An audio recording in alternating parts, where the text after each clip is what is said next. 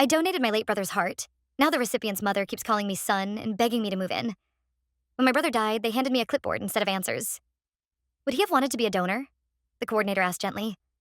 Eli had always been the generous one, the kind of person who gave away his last jacket and walked home shivering.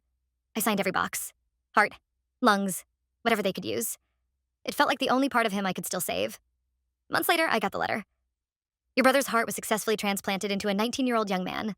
There was a first name, no last name. A brief thank you. Typed and sterile. I cried over it like it was a new obituary. I didn't know his mother had been given my name. Her first email was shaky and overpolite, like she was afraid I'd be angry that her son was alive. She called herself Lena and signed off, from one grieving parent to another grieving sibling. She attached a picture. A thin boy with grayish skin and hollow eyes, clutching a hospital bear. This is Noah, she wrote. Because of your brother, he's still here. I agreed to meet them once. Lena's house smelled like disinfectant and something sweet. Too sweet. She hugged me before I was fully through the door, fingers digging into my back like she was testing my solidity. You look so much like him, she whispered. I thought she meant Eli. I forced a smile. Noah was quieter. His scar curved down his chest like a pale, angry mouth. When he shook my hand, I could feel the tremor in his fingers. He wouldn't meet my eyes, but when I asked how he was feeling, he said, alive, in a hoarse voice that broke something in me. After dinner, Lena brought out a stethoscope. Do you want to hear him? She asked. I blinked. Hear? Who? Your brother, she said, like it was obvious. She pressed the chest piece into my hand and guided it to Noah's sternum. He's right there. A steady, foreign rhythm filled my ears. Too loud, too close. My brother's heart beating inside someone else's ribs. I left that night shaking, but Lena didn't let me leave her life. She started calling me every few days.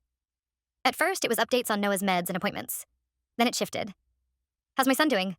She'd ask, and I'd realize she meant me, not Noah. You should come for Sunday dinner, both my boys together, she'd say. Your room is still empty, she added once, too casually. It's waiting. My room?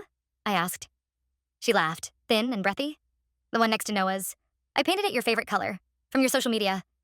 A beat. You'd both heal faster here. With me. The last time I visited, I noticed new photos on the wall.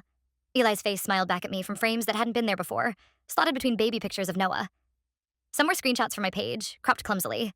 In one, she'd cut off my arm so it looked like Eli was leaning against her shoulder instead of mine. Lena stood behind me, hands on my shoulders, too tight. We're whole now, she murmured. My son's together, his heart where it belongs. I opened my mouth to tell her I couldn't come anymore, that this was too much, too wrong. She stepped closer, her lips almost at my ear. Say you'll move in, she whispered. Please, I can't lose him again. Behind us, I heard Noah's footsteps pause in the hallway. When I turned, he was watching us, one hand pressed flat against his chest, eyes wide, like he could hear the heart inside him choosing.